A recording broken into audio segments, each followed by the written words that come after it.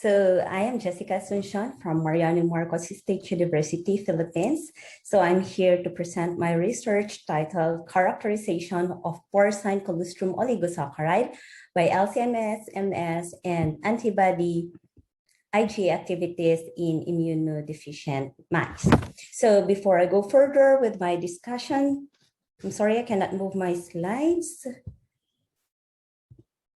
Oh, there's a problem with, okay, sorry. So I would like to first discuss why I am very interested with pig and the colostrum of a pig.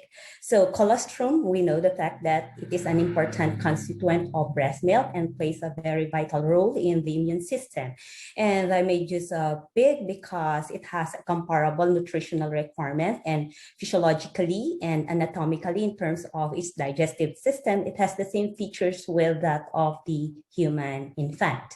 And I am very much interested with the oligosaccharides that is present in the colostrum because it is the oligosaccharide that is one of the bioactive component of milk that is responsible for its myriad physiological property. And in this study, we made use of the mass spectrometry because it is one of the technological development that is valuable and widely used as a tool for the characterizations of the oligosaccharides that is present in mammalian milks and other biological function.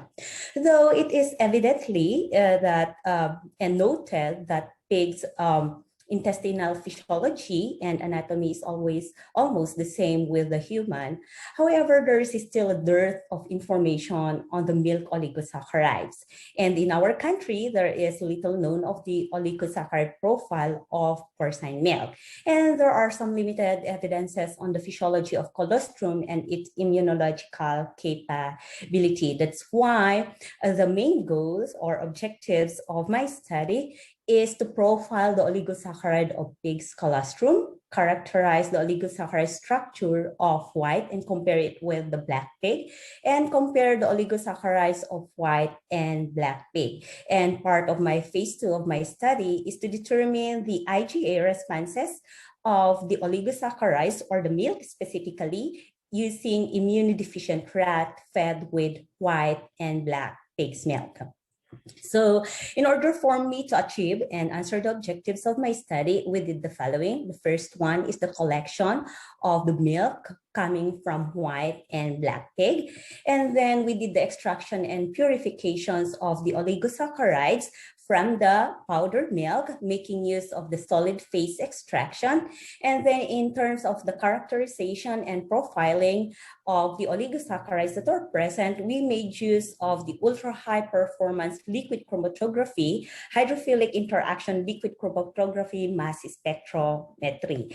And the data processing of porcine oligosaccharide, we made use an in-house program and of the National Institute of Standards and Technology. The phase 1 of my study was conducted at the National Institute of Standards and Technology, Maryland, USA. And we made use of the in-house program and compare the unknown oligosaccharides of the milk against the NIS spectral library, which is also available online.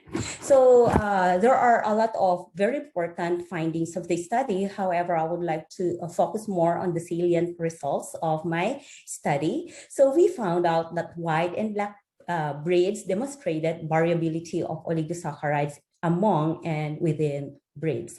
So we found out also that we identified 166 porcine milk oligosaccharide, 63 of which is uniquely found in porcine. And 79 of the oligosaccharides share the common structure with the human milk, and 24 are common to non-human or other mammalian species. So out of the 166, we found out that sialylated oligosaccharide is the most abundant type of oligosaccharide present in the porcine milk. And among the identified oligosaccharide, it is the P-LNNH, which is a neutral oligosaccharide, and 3-sialylactose, which is an acidic oligosaccharide, which is found to be abundant in both black and white pig.